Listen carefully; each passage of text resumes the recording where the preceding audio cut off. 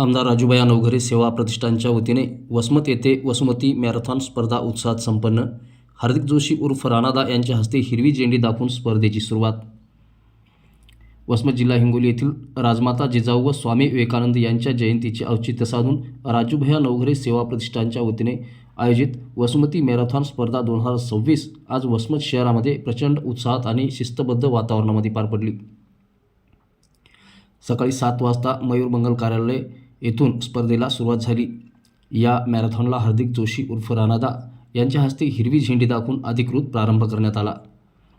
या स्पर्धेत 17 वर्षाखालील मुले व मुली तसेच 18 वर्षावरील पुरुष व महिला अशा विविध गटातील शेकडो धावपटूंनी सहभाग नोंदवला।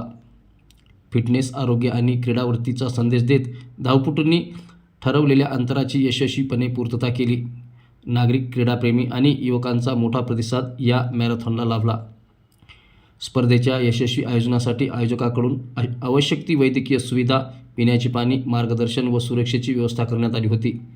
स्पर्धा यशस्वीरित्या पार पडल्यानंतर विजेत्या धावपटूंना रोख बक्षिसे व सन्मानचिन्ह देऊन गौरवण्यात आले।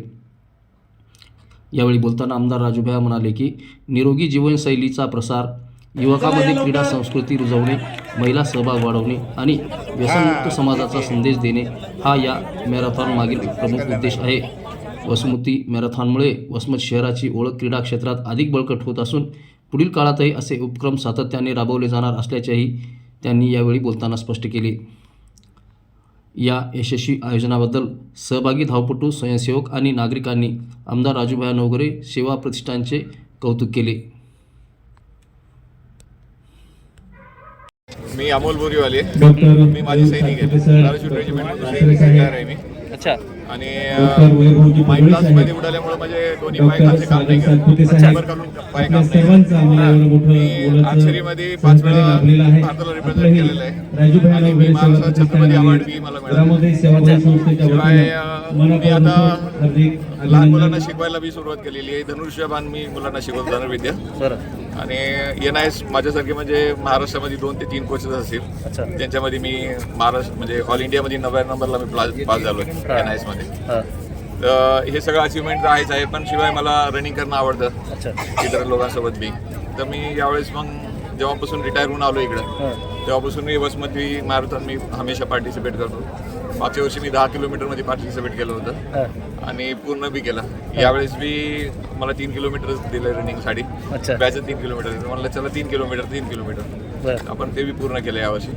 आणि छान वाटतं मला रनिंग करायला, इतरांसोबत पळायला बी आणि सोबत म्हणजे मी बी कमी नाही आहे दाखवून द्यायला की आम्ही पळू शकतो।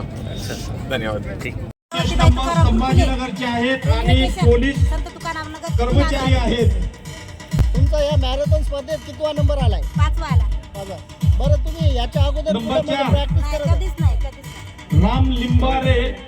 आनंद वाटतंय म्हणून समजा नवीन पिढीनं चांगलं म्हणजे जास्त सहभागी खाली उतरा। जास्त वय असल्यामुळे आम्ही भाग घेतो त्याच्यामुळे स्वतःच्या शरीराकडे लक्ष दिलं पाहिजे, सातत्यानं व्यायाम केला पाहिजे, चालायची पळायच्या स्पर्धा आपण त्या माध्यमातून राबवत असतो। पुढच्या वर्षी स्पर्धा पुढच्या वर्षी सुद्धा या स्पर्धेचं स्वरूप मोठ्या प्रमाणावर होणार आहे। यावेळेस आम्हाला त्याची प्रसिद्धी करण्यासाठी थोडा वेळ कमी पडला, पण आता ही दरवर्षी मोठ्या प्रमाणात पण राजकीय हा कार्यक्रमच नाही।